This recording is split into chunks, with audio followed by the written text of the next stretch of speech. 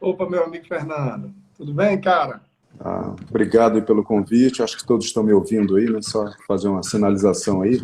Eu tenho, né, em termos de tempo de experiência de trabalho, são 40 anos aí. Comecei com 20 anos, hoje eu tenho 60. E desses 40 anos, 35, exatamente 35 anos dedicados à área de soldagem e corte, né? Corte também é oxacetilênico. Isso. Desses 35 anos, eu convivi em soldagem na empresa White Martins, onde eu trabalhei 24 anos, direto. Depois eu trabalhei mais 9 anos no Senai, no IST Solda, né, de tecnologia de soldagem, né, no Rio de Janeiro. Hoje eu moro aqui em São Paulo.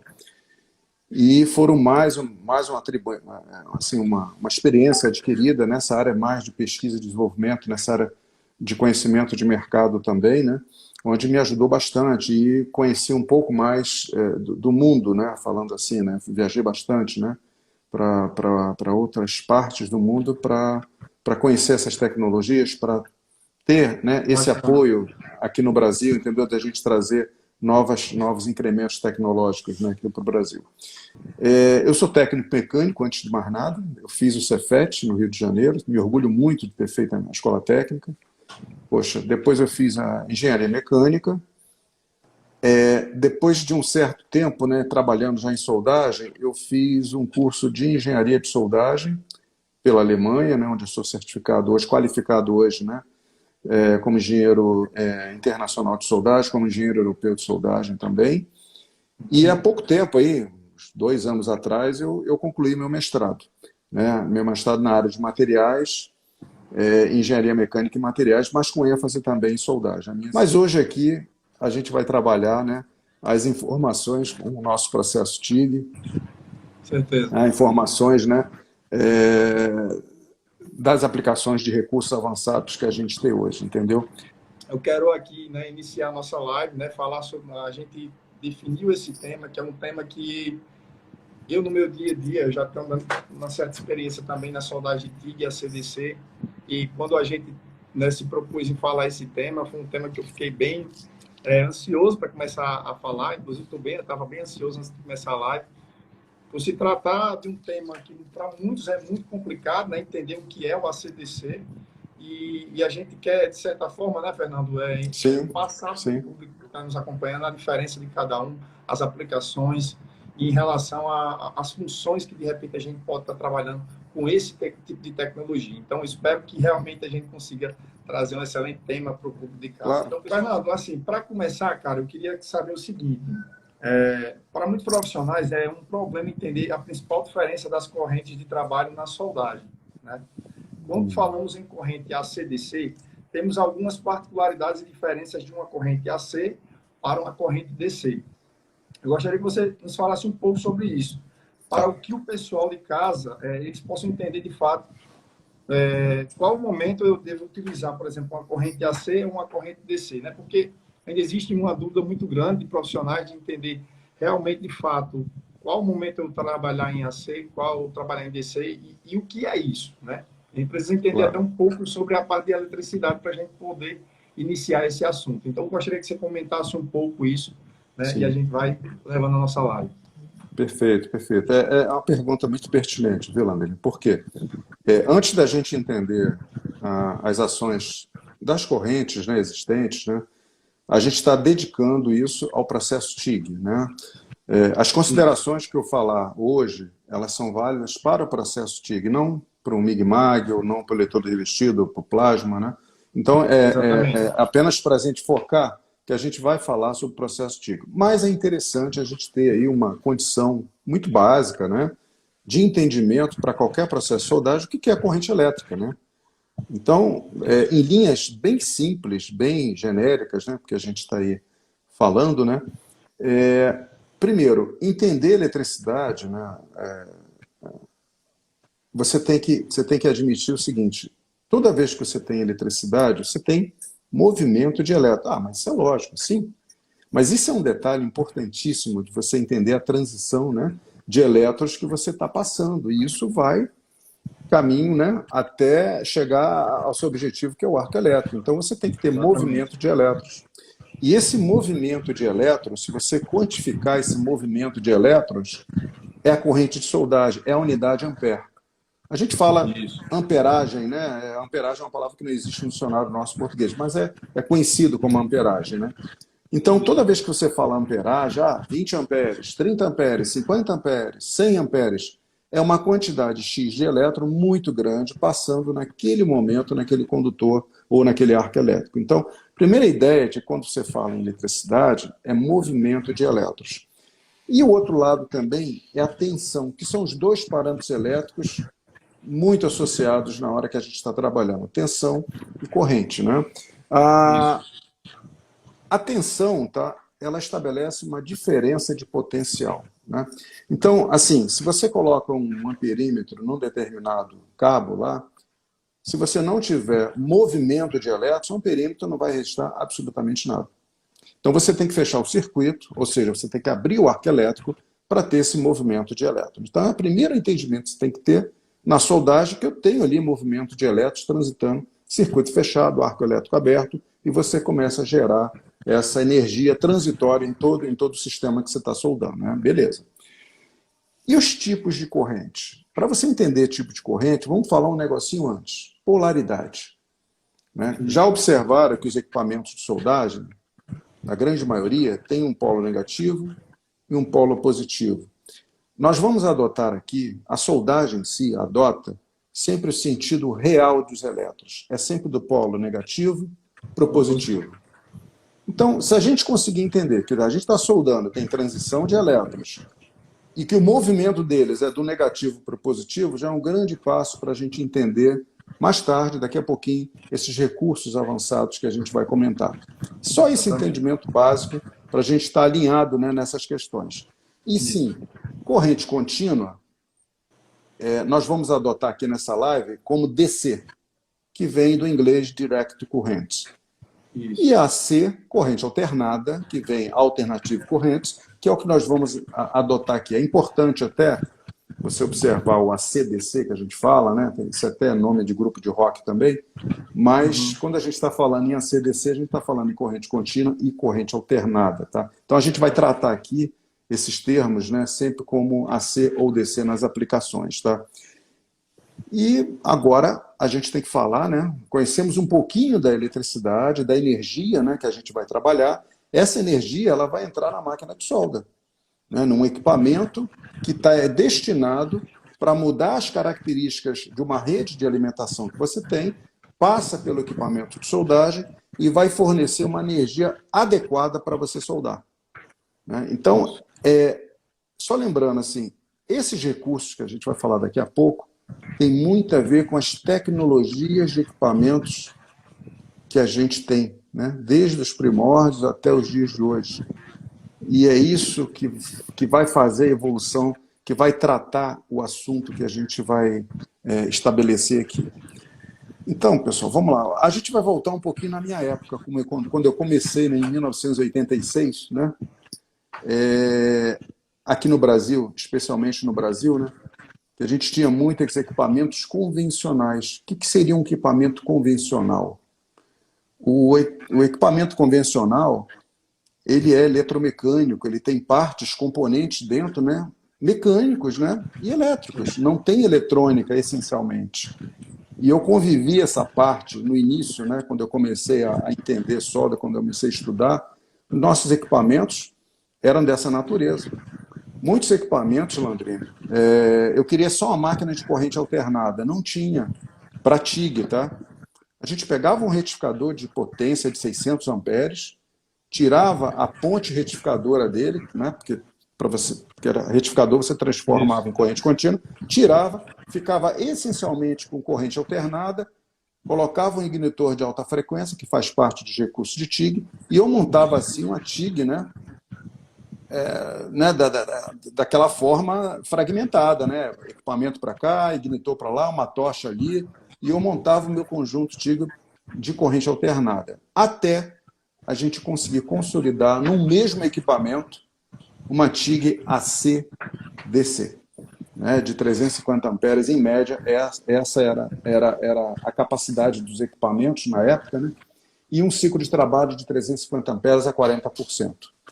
Então, esse era o equipamento que a gente tinha alguns anos atrás, e esse equipamento convencional dessa natureza que eu te comentei, né, de núcleo móvel para você fazer a variação da corrente. Núcleo móvel é assim, aquela alavanca que você vai girando, né, e você vai alternando, né, igual o retificador, alguns retificadores têm, né?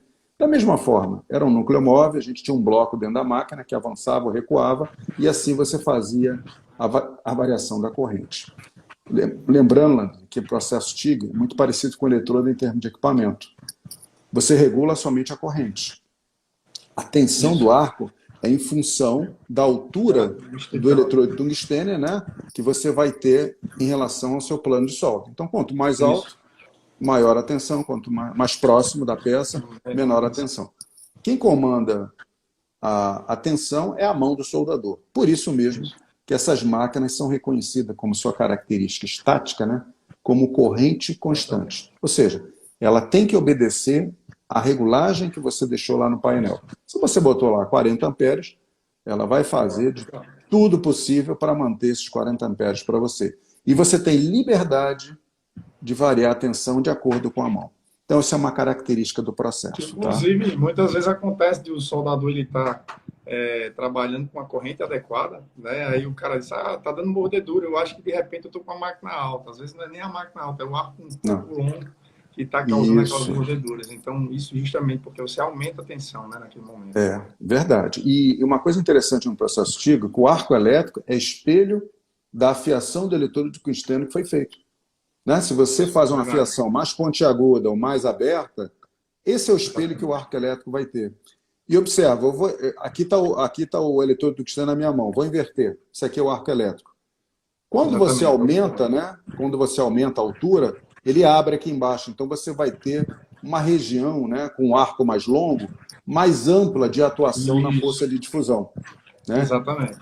E aí você começa a ter os cuidados necessários, você começa a entrar nesses recursos avançados, né, que os equipamentos convencionais não te dão. Né? Então, assim, por que eu tenho os recursos avançados hoje na TIG? Né? Claro que eu tive que contar com a evolução do equipamento tecnologicamente. Então, assim, eu tenho até uma colinha aqui, né? Para a gente não se perder também. Era até Pode falar. que eu queria perguntar a você, né, sobre essa evolução, né? Porque antigamente então manda. Esses equipamentos eram muito robustos, digamos assim, e hoje a gente vê impressoras que cabem na palma da nossa mão. Então, assim, são vantagens, né? Claro, a gente só tem que entender que um inversor desse que cabe na palma da sua mão vai fazer o trabalho de uma máquina bem robusta. A gente tem que ver qual é a aplicação, o tipo de aplicação para esse tipo de equipamento.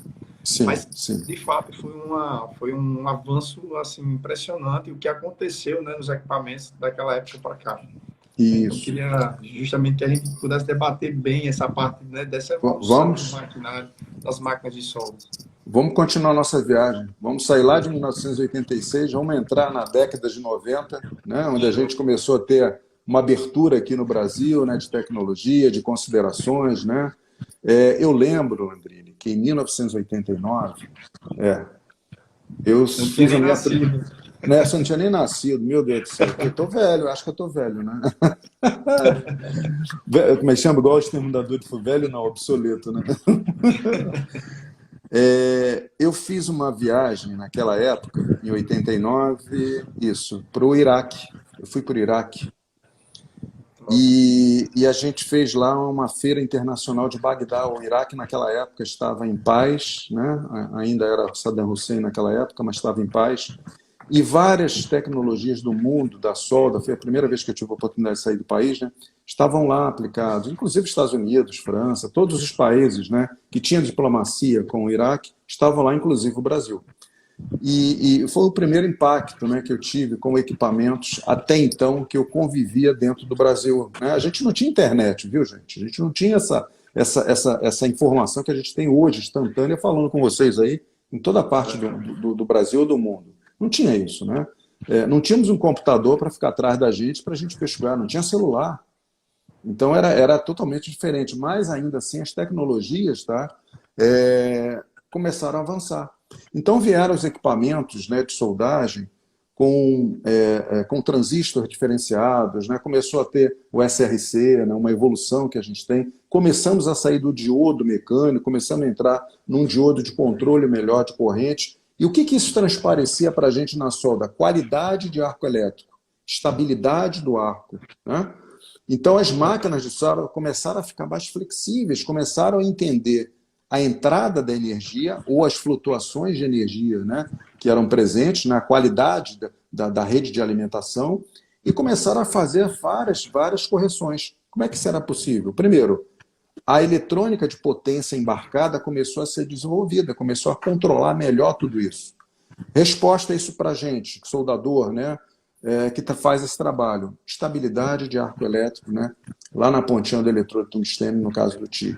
Então, isso começou a ajudar a entender melhor a qualidade do arco elétrico. E o operador, feliz da vida, porque agora tinha um arco estável, a habilidade manual dele começou a ser representada, a ser representativa, porque ele conseguia trabalhar melhor, né? Exatamente. E por que esses conjuntos, né? Por que eu tenho que ter esses recursos avançados? Veja que a evolução das máquinas de solda também foram acompanhando evoluções de ligas metálicas, não é? Novos aços, novas ligas, novos desenvolvimentos. E como é que faz para soldar isso? E aí você tem aí um número de processos de soldagem, laser, MIG-MAGs, sendo também aprimorado, até o eletrodo revestido sendo aprimorado, para poder atender às novas demandas metalúrgicas, né, que vinham acompanhando até então. Então, essa evolução que teve nos equipamentos teve um fator motivador. Não era só porque era mais moderninho, não. Mas eu tinha também que acompanhar uma evolução de materiais que estavam entrando no mercado, novos segmentos sendo desenvolvidos, né? Novas situações sendo apresentadas, uma indústria automobilística mudando lá as características do seu material para suportar melhor, né, as condições de fabricação de um automóvel, e a solda tem que acompanhar essa condição. Por quê? Porque a solda é considerado um dos elementos de união de dois materiais, né? Então você tem lá a rebite, a solda é um deles, né, por fator térmico, né? Então teve que acompanhar, teve que ter essas evoluções que a gente reconhece hoje, né, como recursos avançados, coisas que até a década de 80, pelo menos no Brasil, a gente não tinha muito acesso, né? Até hoje, Fernando, a gente ainda tem dessas máquinas, digamos assim, um pouco mais robustas. Tem, Na minha empresa eu tenho uma LA, né, tem, 255 ACDC, que ela atende sim, uma demanda minha que é para soldagem de cabeçote, só que você vê que, como sim, você falou, o arco ele não tem tanta estabilidade. É uma frequência sim, ali de 60 Hz que você não tem a opção de você aumentar uma frequência, você não tem um não, balanço ali, digamos assim, que traga uma boa qualidade e, assim, principalmente quando você está trabalhando em correntes mais altas. Então, sim, ela resolve, né? Mas esse avanço, ele trouxe realmente um arco mais estável, sim, onde você sim, consegue ter um cordão de solda, não sim, somente o visual, mas a gente fala nas características metalúrgicas que o material precisa ter, né? Que isso, acabou ajudando muito. Então, essa evolução, ela veio muito para trazer essas melhorias, né? Além das sim, funções que as máquinas a gente vai estar falando aqui também na nossa live, que isso. acaba dando resultados impressionantes. Então, até alguém que botou aí DPT-300, que é uma máquina da Eutética, né? Então, assim, Isso. hoje, Bem pessoal, similar. O Gil Samuel hoje, acabou de entrar. Boa noite, galera. grande Gilson, rei do Tigre, vamos lá. Vamos É, lá. Então, assim, hoje não se fabricam mais os equipamentos convencionais, tá? Quem teve, né? Quem não tem, não vai ter mais. Não se fabrica mais em qualquer parte, né? Inclusive no Brasil, não se fabrica mais os equipamentos convencionais que eu falei, eletromecânicos, né? E até mesmo os eletrônicos. Todos têm uma tecnologia embarcada, muito moderna, muito controle, né, da energia que se quer se processar para fornecer, né, vamos dizer assim, uma condição muito estável da formação do arco elétrico. E hoje, vamos colocar entre aspas, a galera da eletrônica brinca com isso, brinca com modulação do que você quer fazer com a corrente elétrica hoje, entendeu? Então, em prol, vamos dizer assim, de uma melhor resultado na solda, de uma melhor possibilidade da soldagem manual também, ou mecanizado, ou com robô, esses avanços são muito interessantes, porque cada vez mais ele vai adequar, né, a operação em determinados níveis de materiais. E é claro, gente, não esquecendo, o soldador é parte disso. O soldador tem que se atualizar, né? É muito legal ver uma máquina lá de 1985, funcionando até hoje, né? Bonitinho, né? Mas passou o tempo dela, entendeu? Passou porque ela vai ser limitada até um certo tipo de material. Mas é bacana você conservar, você ligar ela, você soldar um pouquinho, é muito 10. É reviver como era feito no passado. E a E, pessoa que tem um... Fernando, Oi, Fernando, agora que você falou aí, né? Essa questão de que o soldador ele tem que se atualizar, né? isso, Até pouco tempo era complicado a gente falar sobre essas tecnologias que a gente está falando hoje com profissionais da área, exato. porque a gente veio de uma época que onde o soldador precisava apenas o que regular a corrente da máquina, né? Simplesmente era aumentar ou diminuir a corrente da máquina e ter a prática. Só que a gente Sim, hoje, né, a gente está precisando, né, quando a gente fala em soldagem de alumínio, né, magnésio e suas ligas, a gente sim, sabe que a gente tem que ter um conhecimento a mais, né? Quando fala sim, assim, né, em soldagem robotizada, quando se fala em mecanização. Então, tudo isso aí necessita de um conhecimento a mais de nós profissionais na área de soldagem. Só que, às sim, vezes, o soldador também ele precisa estar aberto a esse conhecimento. Eu acho muito bacana e eu admiro muito os profissionais que hoje nos acompanham e tá diariamente aqui no YouTube, no Instagram, Facebook, buscando melhorias. E entender sim, que o mercado está absorvendo esse tipo de profissional. Só que sem tem dúvida. outros profissionais que, quando você pega uma máquina dessa, que você vai ensinar, né, as funções, né, o que você realmente precisa entender para estar tendo um bom desempenho com aquela máquina, o cara meio que parece assim que não entra, né? A É, tecnologia parece que não entra na cabeça dele.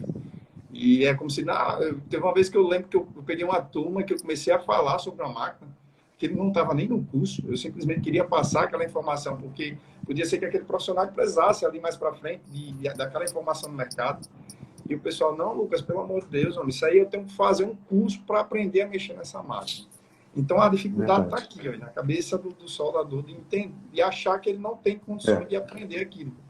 Sendo que às vezes é mais difícil você aprender a prática do que até você mexer num equipamento desse. Né? Então, Claro, e aquilo que a gente falou, né? A gente começou a live falando de coisas simples, o que é a corrente elétrica, né? exatamente.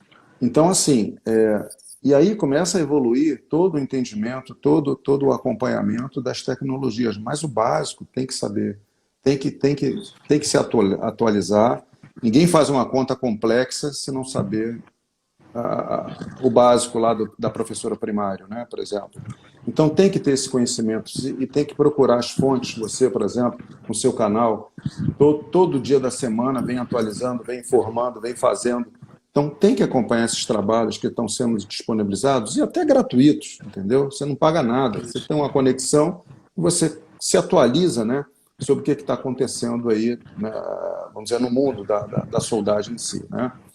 E aí Hoje você já me não é mais, pergunta, hoje já não é oi? mais desculpa para o profissional dizer que Não, não tem informação, né? A informação não, hoje está, não não. só tem como ela está de graça, em todos os canais. É, Então, exatamente. Não é desculpa para essa natureza. É claro que você tem que procurar fontes confiáveis, fontes que você mantenha aí um prévio conhecimento de quem está falando, para que você também aprenda corretamente as instruções, né? Bom, mas assim, não é desculpa. Você tem aí mil e uma formas, né, com esse aparelhinho que a gente está se comunicando hoje, que é o celular, para poder entender exatamente. melhor todos esses efeitos, entendeu? Mas você tinha me feito uma pergunta, quando é que eu uso AC, quando é que eu uso DC? Né? Isso.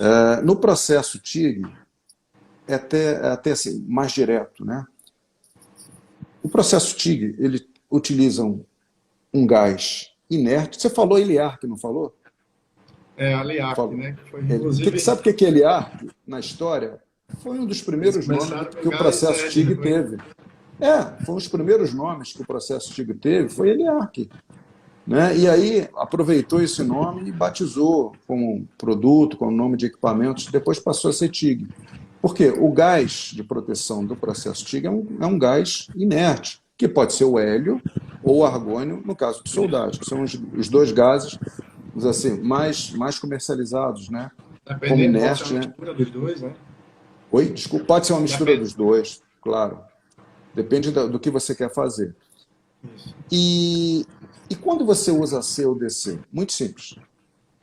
Você pode considerar que para corrente alternada, isso simplificando bem, você vai trabalhar com alumínio, magnésio e suas ligas, ponto. Tudo que for alumínio e magnésio, você usa corrente alternada. Depois a gente explica por quê. Outros materiais diferentes desse, a considerar sempre corrente contínua. Tá? E olha que interessante, corrente contínua, lembra que eu falei que tem duas polaridades, negativo e positivo? Isso. Existe uma consideração de montagem da tocha nesses dois polos. Né? E lembra que eu falei que o elétron sai do negativo e vai para o positivo? Quem está no polo positivo, que os elétrons estão migrando para o polo positivo, recebe o que nós chamamos de bombardeio de elétrons. Exatamente. Então, se você colocar a tocha no polo positivo, quem é que vai receber o bombardeio de elétrons? O eletrodo de tungstênio. E esse eletrodo de tungstênio certamente não vai resistir a uma quantidade de calor que é gerado por conta do bombardeio de elétrons, que é mais ou menos, no polo positivo, 2/3 do calor gerado no arco elétrico vai para quem está no polo positivo. E 1/3 fica no polo negativo. Então, a indicação é, vamos jogar a tocha no polo negativo, porque eu preservo o eletrodo de tungstênio, né? E fica a peça no polo positivo, que vai receber esse bombardeio de direta, que a gente elétrons. chama, né? Polaridade direta, perfeito. CCPD, corrente contínua, polaridade direta, em português. Isso. E, Fernando, um detalhe, cara, isso é informação que poucos soldadores às vezes têm. Eu digo isso porque eu já tive turmas de pegar profissionais tipo, experientes na área de soldagem, os caras já soldam há 20, 30 anos, aí você vai falar sobre polaridade direta, por que é que a tocha é ligada no negativo? Aí o cara não sabe. Ele sabe que aprendeu que era para colocar no negativo, mas por que ele não sabe? Então, assim, porque ele não essa informação, às vezes, se por acaso acontece de um cara inverter a polaridade, aí começa a consumir a ponta do eletrodo, às vezes o soldador pode achar que a máquina está com problema. A máquina, de repente, ela não está respondendo. Não está respondendo, o processo não simples. presta. A teoria, ela serve justamente para isso. Então, assim, o simples fato de você entender, de você fazer uma ligação com a tocha no negativo, numa polaridade direta, ou se tratar de você estar bombardeando a peça e não o eletrodo de tungstênio, isso acaba ajudando muito. Né? Você já sai na frente de outros profissionais que não sabem. Com certeza. E outra coisa também, Landrina, nós, aqui no Brasil, tivemos uma herança muito forte do eletrodo revestido. Né? Até naquela época, voltando de novo um pouquinho, em 1987, o processo de eletrodo revestido era 60% de aplicação no Brasil.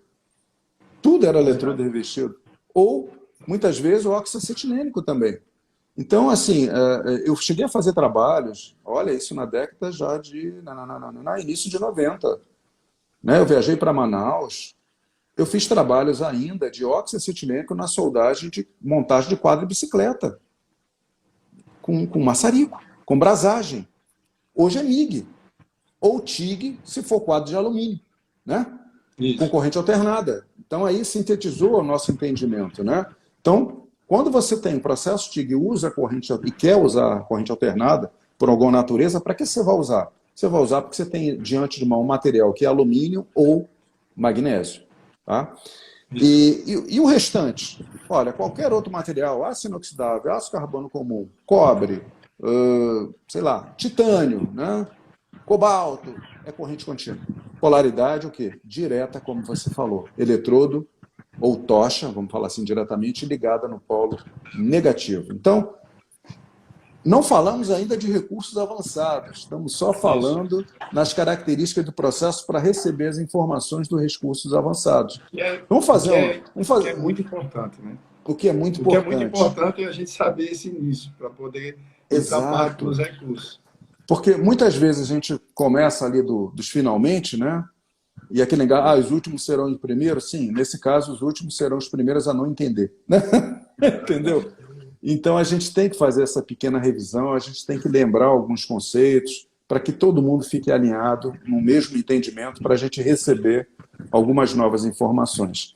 Eu sempre aprendi, Landrini, assim, você está diante de uma situação, enxerga o macro, né?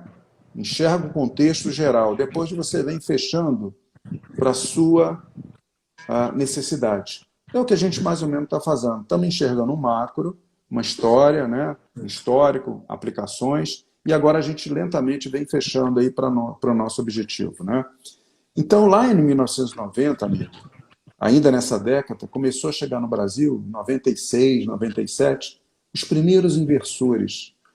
Aí você, pô, mas o que é um inversor? Bom, você falou dos convencionais, depois mudamos para uma máquina eletrônica que tinha lá os SRCs, né, que estavam melhor controle de retificação, etc, etc. Não vamos entrar em muito detalhe, senão a gente vai ficar muito extenso. E aí agora vem uma tecnologia, né, que eu tinha aquele caixotão do meu lado, 200 quilos, e você me aparece aqui com uma máquina de 40 quilos, e vai me dizer que aquele troço faz a mesma coisa? Não acredito. Olha, então, Landrini, você teve, o primeiro impacto foi o tamanho dos equipamentos. E o Até que hoje, é até hoje isso ainda gera desconfiança, hein? ainda gera. Quando você chega com uma máquina pequena, às vezes você vai fazer um serviço, terceirizar um serviço em casa, mas você vai fazer com essa máquina. Acostumado em ver um maquinário grande e acho que ele não tem o mesmo respaldo, né? E se a gente for comparar essa década de 90, né, com o celular, por exemplo, né? A gente tinha lá, começou com o Motorola, o PT-550, um cacholão, tijolão, né, que aquilo ali era até uma arma, jogasse na cabeça de alguém, coitado, machucava e até, né, fazia um estrago. E os celulares também evoluíram, e ninguém faz menção de, será que isso vai funcionar? Claro, né? É uma coisa interessante. Por que você acha que o celular funciona e a tua máquina de solda, que também evoluiu nessa mesma tecnologia, nessa mesma consideração, por que você desconfia da máquina de solda? Qual é a sua preocupação nesse sentido? Não é mesmo? Então, foi um impacto muito grande quando a gente apareceu. Eu lembro que eu comecei a trabalhar com isso também, comecei a ver. Na época, eu tinha feito uma viagem aos Estados Unidos para ver aonde eram fabricados lá, que era a empresa da Thermodynamics, Thermolark lá, que hoje foi comprada até pela ESAB, esse grupo, né? E eu fiz a visita porque eram os equipamentos que a gente ia trazer pelo Brasil inicialmente, aí, quando eu trabalhei na Lockheed Martins. E era o impacto, meu amigo. Você vê uma TIG de 300 amperes pesar 25 quilos. E uma TIG 250 convencional pesava 150. Mas qual é o mistério desse troço todo? Qual o mistério? Por que a máquina é tão pequena em relação aos convencionais e solda, não vou dizer melhor, mas ela tem uma capacidade de processamento de energia muito melhor, que me dá uma estabilidade de ar satisfatória aí para os meus trabalhos, né? Justamente, esse é o ponto positivo, né? Isso assim, olha só. No Brasil, todo mundo sabe que a gente recebe na nossa casa, na indústria, corrente alternada, 60 Hz. Essa é a nossa ciclagem aqui no Brasil. Estados Unidos é 50, Argentina é 50 Hz, mas aqui é 60. Muito bem. Isso entra no equipamento, qualquer equipamento de solda, de qualquer tecnologia. Isso. O coração de uma máquina de solda, Landrini, é o seu transformador. Primeira coisa que passa, quando a energia entra, ela encontra um transformador que vai fazer as modificações necessárias. Então, assim, coisa bem simples. Você entra alta tensão e baixa corrente. E sai uma proposta contrária. Para solda, eu preciso de alta corrente e baixa tensão. Então, quem faz essa primeira modificação das características, né, é o transformador. 60 Hz. E, trocando em miúdos, o tamanho do transformador é proporcional a essa ciclagem. Quanto maior a frequência, menor será o transformador de potência. Então, quando a gente fala em aumentar uma frequência, o que é o inversor? O pensamento inversor é esse. É o pensamento inverso. Eu aumento uma frequência de entrada para diminuir o quê? O seu tamanho. Claro que claro que isso vai ter que ter um elemento que se chama IGBT, um deles, né? Que é um transistor de bipolar, que ele vai receber corrente contínua e vai sair corrente alternada de alta frequência. Só que um detalhe, peraí, Fernando, você falou que o IGBT entra corrente contínua? Eu falei, sim. Pô, mas a rede me dá corrente alternada. Bem observado. Por quê? Antes de chegar no transformador, do inversor, já existe um retificador na entrada que vai transformar essa corrente alternada que está entrando em corrente contínua. A corrente contínua entra no IGBT, o IGBT transforma, não só, olha, vai começar agora os dados, né, de interesse nosso. O IGBT transforma essa corrente alternada senoidal, de onda, né, parece uma senoide, uma onda, e transforma isso em onda quadrada. Primeiro impacto que a gente tem na tecnologia desses novos elementos, né, que é o IGBT. E aí, não só ele transforma em onda quadrada, como também de alta frequência. Deixa os 60 e vai passar para níveis de 10 kHz, 10 mil Hz. Você deixa os 60 Hz, passa 10 mil. E isso vai para o transformador. No cálculo do transformador do seu tamanho, o que ele faz? Ele sai lá dos seus 150 quilos e cai para 20. O principal peso hoje de uma máquina de solda é a sua parte de potência, né, que a gente destaca um deles, que é o transformador. Então você diminui o seu transformador. E eu tenho já uma excelente qualidade de energia elétrica transformada. Veja, quando eu falo numa senoide, eu vou representar aqui, gente, ó, senoide, tá vendo? Eu tenho o máximo, que está aqui em cima, e vem o mínimo, que vem aqui embaixo, tá vendo? Essa passagem do máximo que está aqui nesse ponto aqui e para o mínimo que está lá embaixo, esse tempo aqui, ó, é que gera instabilidade do arco elétrico. Né? Quando eu faço uma retificação pura e simples disso, eu levo uma retificação ainda serrilhada. Tem até um nome desse negócio, coeficiente de Ripple. E aí reflete aonde? No seu arco elétrico.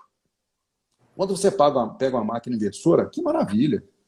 Porra, o arco é estável, pianinho ali, ó, bonitinho. Quem solda é uma delícia. Por quê? Você consegue manusear, né, manualmente, o arco obedece o que você vai fazer. O cara não sai ali da mão. Então, esse é o primeiro impacto que a gente recebe de uma máquina convencional, que ainda era, né, estabelecido a senoide. Hoje, eu tenho a senoide de entrada, continuo tendo, mas eu tenho elementos dentro do equipamento que melhora essa condição da energia. Né? Então, respondendo lá na ponta no arco elétrico, ó, estabilidade de arco elétrico, bacana, bacana. E agora, a eletrônica de potência, né, vai fazer todo esse controle. Então, numa máquina inversor, é muito comum você ter dois ambientes dentro da máquina. Um ambiente que é a placa-mãe, né? E um outro ambiente que é a parte de potência, pequenos. Né? E você tem toda uma ventilação inteligente dentro do equipamento para poder resfriar os componentes. Por quê? Porque, gente, a potência ela continua alta na saída, tá? E agora, o que eu tinha uma máquina desse tamanho que saiu até fora das limitações aqui da tela do celular, você está reduzindo para esse aqui. Mas aquele processamento de energia tem que continuar. Então você tem que ter refrigeração eficiente, você melhora, né, a eficiência do equipamento. Landrínio, um equipamento convencional, você tem de eficiência 60% a 70%. O que é isso? A energia que entra não é a mesma que sai, é menor. O rendimento do equipamento se perde por efeito de calor, né, por efeito de outros efeitos que você perde. No inversor, esse rendimento sai de 70% e vai para 95%. Então, a economia de energia que você tem no equipamento inversor é imensa. Vale a pena. E outra coisa, qual o transtorno de você levar uma máquina de 150 quilos para consertar, se for o caso? Vou ter que ter um assaveiro, pelo menos, né? Vou ter que ter ali dois caras fortes no mínimo para botar essa máquina lá em cima na carroceria, né? E aí você tem uma máquina de 30 quilos que você pega ali, você bota no seu carro particular, na mala do seu carro, e você leva para consertar. Então, olha a facilidade, não só operacional, mas de trânsito desse equipamento, que se você precisa fazer um trabalho fora, se você precisa fazer uma locomoção dentro da sua empresa, né, com esse tipo de tecnologia agora. Mas a desconfiança que o equipamento é pequeno e esse negócio não funciona, era muito forte lá na década de 90. E um detalhe, Andrino, é claro que hoje a gente tem IGBTs de muito melhor qualidade do que em 1995. De fato, a máquina queimava, de fato, às vezes a máquina, como era pequena, caía, né, e ela entrava em curto. Mas isso tudo era aprendizagem, né? Aprendizagem para melhor construção de equipamento, onde os fabricantes começaram, né, a reparar nesse tipo, onde os fabricantes começaram a fazer testes, né, de melhor consideração para liberar a máquina. Se você for na Miller, se você for no Afrones, como eu já tive a oportunidade de visitar na Áustria, caramba, o que eles fazem com a máquina de solda? Eu falei, que isso, gente? Mas usam e abusam da máquina, bota a máquina no sub-zero, joga de um lado, tem um teste chamado teste drop, né, que você joga a máquina a 1 metro de distância no chão e ela não pode entrar em curto. Então, isso foi um aprendizado de anos, né, coletando as necessidades operacionais. E os recursos operacionais avançados, né, também continuaram. Então, meu primeiro impacto, eu mudei a forma de energia, né, mudei lá, saí lá da onda senoidal e agora eu tenho uma onda quadrada, né? E isso está dentro da máquina ainda, não externei ainda para o arco, tá? Depois que eu tenho essa onda quadrada, em corrente alternada, não é mais senoide, a gente passa novamente por um retificador, só que o retificador vai receber uma onda quadrada, esses pontos aqui em cima que eu estou desenhando com a minha mão, sai daqui de cima e vem aqui para baixo, é a mudança de polaridade, sai daqui e vem para cá. É instantâneo. É instantâneo. Então, a qualidade da retificação é melhor ainda. E aí você tem estabelecido ali na ponta do eletrodo tungstênio, muito bem afiadinho e tal, com o ângulo que você precisa fazer, uma estabilidade imensa, né, da energia, né, em relação à abertura de um arco elétrico. Então, assim, quando você tem... Eu fico imaginando a dificuldade que não era soldar no passado, você pegar uma máquina dessa que não tinha, digamos assim, uma excelente estabilidade, um eletrodo de tório ou eletrodo do verde, o puro, né? Só tinha esses dois. Hoje o verde é o último eletrodo que eu vou estar indicando, é o da ponta verde. E o vermelho também. Da resistência, ele não vai suportar essa questão da variação da corrente. Né? Hora ela vai estar sendo bombardeada, hora bombardeando. Exato. Então, hoje nós temos eletrodos mais apropriados para isso, que você vai conseguir realmente manter essa ponta intacta por mais tempos, né? Eu já trabalhei com alguns eletrodos de tungstênio, ele tem um que é de ítrio, que ele é da ponta, é um azul turquesa. Esse eletrodo, ele praticamente eu conseguia passar um bom tempo soldando com a fiação, né? Claro, a fiação ela era um cone com a pontinha quebrada, de repente uma pontinha um pouco menor, mas aquela pontinha menorzinha ali, que era para justamente direcionar o arco, ela passava muito tempo, né? Ela com a ponta realmente ainda sem consumir a ponta. Ela, aos pouquinhos, ela ia ali consumindo e deixando arredondada. Mas o tempo em que ele suportava aquela questão, aquela carga, né, que ele recebe durante a soldagem, é bem superior. Então, assim, sem dúvida. Não somente o maquinário evoluiu, mas como também, né, o próprio eletrodo tungstênio, ele hoje tem vários, né? Eu fiz uma live, inclusive, falando só sobre isso. Quais tipos de eletrodo tungstênio a gente pode estar utilizando para soldagem de ACDC.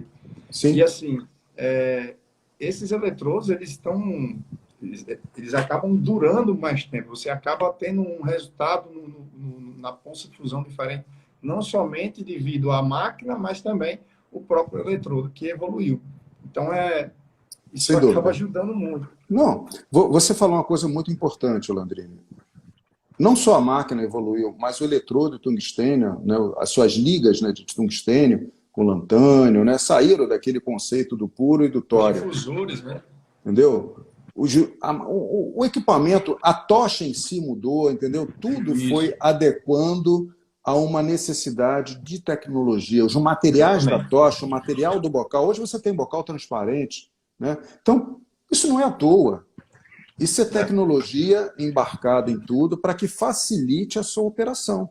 E por que não você não entender tudo isso? Né? O soldador que está chegando, que está aprendendo, ele tem que saber um histórico, evidentemente, que nada veio de graça, foi suado chegar até esse ponto aqui, e mais tarde vai ter mais tecnologia embarcada ainda aí, né?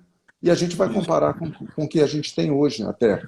Então, naquela época, né, era muito desconfiado você chegar com uma maquininha pequena e tentar fazer, né, algum tipo de trabalho. Eu vou te dizer que os perfis de indústria na época que aceitaram isso era aquela indústria que já tinha uma tecnologia, por exemplo, poxa, eu soldo titânio, Eu soldo cobalto, eu soldo magnésio, eu preciso ter um equipamento que me corresponda a essa necessidade.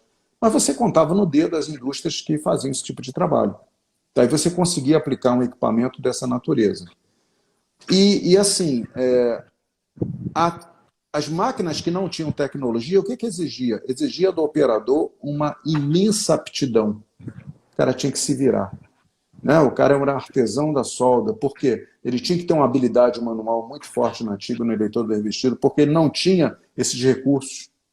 Né? Se a gente falar um pouquinho de eletrodo, abrir uma porta aqui, quando você solda um eletrodo 6010, por exemplo, que é um eletrodo celulósico difícil de soldar, ele gruda. Hoje você tem máquinas, né, que tem lá um recurso avançado, que é o anti-stick, que esse eletrodo não cola nem que ele queira.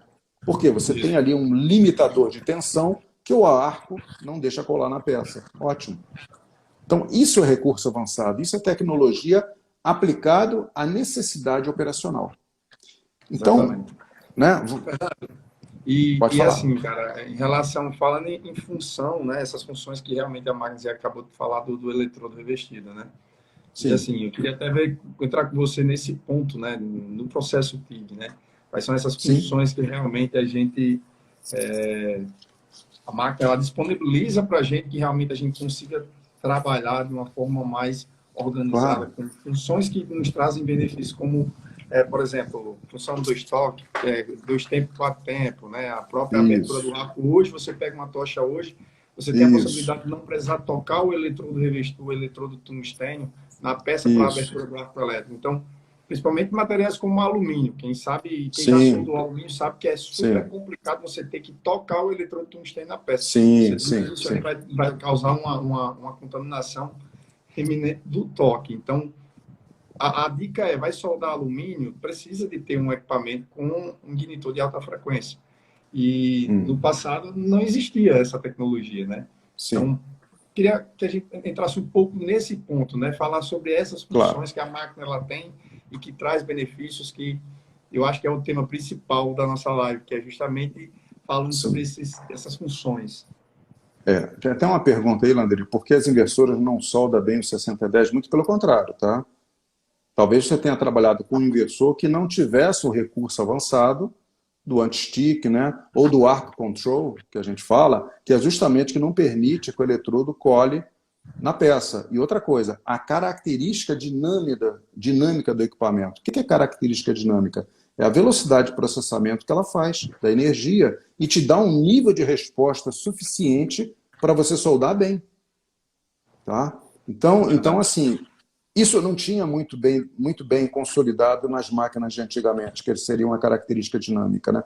Hoje a Não são gente tem. todas, assim, não são todas as inversoras que não derretem o 6010. Realmente, eu já peguei máquinas que têm esse problema. Por a Sim, questão de sim, sim, tensão e sim. vazio também, Sim, mas sim, a sim. grande maioria elas soldam sim, tá? Sim, Não sem são todas, dúvida. a gente não pode nem generalizar. Hoje, assim, é questão de placa eletrônica, o cara coloca as alterações necessárias para fazer uma curva dedicada a um determinado revestimento do eletrodo revestido. Olha, esse aqui chaveamento é celulósico, esse chaveamento é básico, né, ou rutílico, então você muda essas características. Talvez a máquina que ele deve ter soldado não tinha essa característica específica para 6010. Tá? Hoje você tem, né, um chaveamento no painel frontal que você escolhe. Qual é o teu revestimento? Ah, é o rutílico, você vai lá. Qual é? Não, celulósico. Não, é o básico. Então ela se adequa automaticamente numa palavrinha chamada sinergismo, a sinergia, né, Isso. que você tem de facilitar, vamos dizer assim, um monte de botão que teria no equipamento, a sinergia facilita tudo isso. Ela integra todas essas considerações. Por quê? Porque o fabricante já pensou nisso tudo e já te deu um pacote ali pronto, né, para você trabalhar.